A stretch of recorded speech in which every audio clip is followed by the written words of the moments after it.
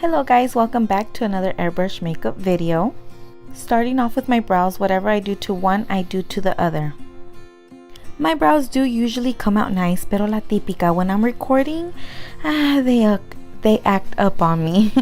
So I did notice they were coming out thicker, but I didn't really mind. I was gonna clean them out. After all, I don't use concealer, I use a disposable lip applicator. I get the pack at Amazon, and no, I don't need concealer to clean up. All I need is my airbrush cleaner, and that's pretty much it. Today I felt like I did them thicker, so I'm gonna go ahead and do them more thinner. Ooh guys, another thing, today I'm using a new airbrush gun. I had to buy one. I had issues with the other one, but thank God I have a new gun. So I did end up fixing the other airbrush gun that was not working, but I still got another one just for backup. You always need a backup.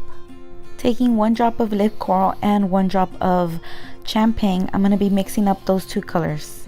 And I basically do my same routine. Whatever I do to one eye, I do to the other, and so on. I think today I was overthinking that I forgot my steps 1, 2, and 3, and in case if you guys don't know, first step is doing my brow bone color, and I'm just taking the same color, but I'm just doing lightly. The second color, it's gonna be golden olive, and it's just basically a foundation color. My third color will be fawn brown, and I will be placing that in my transitional color. And those are my steps 1, 2, and 3. Those steps create dimension in the eyelid. I like building up the color and drying in between. Taking 2 drops of micellar, I'm going to hit that in my outer V corner without covering the transitional color. You guys, what a difference with this airbrush gun. The colors come out so smooth. Okay, so the outer corner of my eye, I'm going to be using 3 drops of Cranberry, and then just building up the color and drying in between. I'm using my stencil. So as you guys see, airbrush is basically the same as traditional. You just don't get the brush and dab it into the color. No, you want to lightly go over and keep blending, blending, and blending. Same thing with airbrush. So I'm intensifying the color. So for my eyeliner, I'll be using 3 drops of black, and I'll be using my stencil to guide myself. So as you can see, I do it in parts. I just keep moving my stencil inwards, pulling that lever slightly.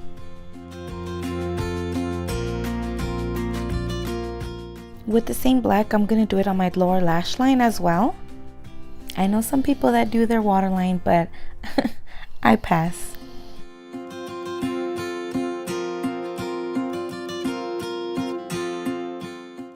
This is the part where I get my eyeliner and do my waterline. This brand is by Bisou. I love this eyeliner the best. For foundation, I'll be using 4 drops of golden olive and 8 drops of vanilla.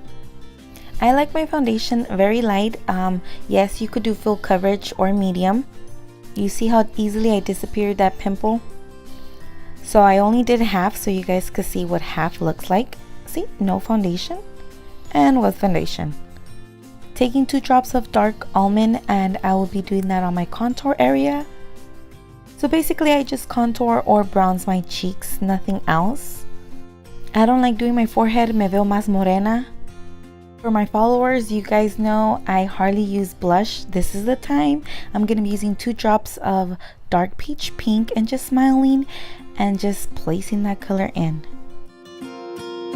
It's a lovely color, but I'm not trying to go crazy on that color. So for my highlight, I'll be using rose gold. Just a drop will do, or 2. With highlight, without highlight. Doing my cupid's bow as well, and yes, lips as well.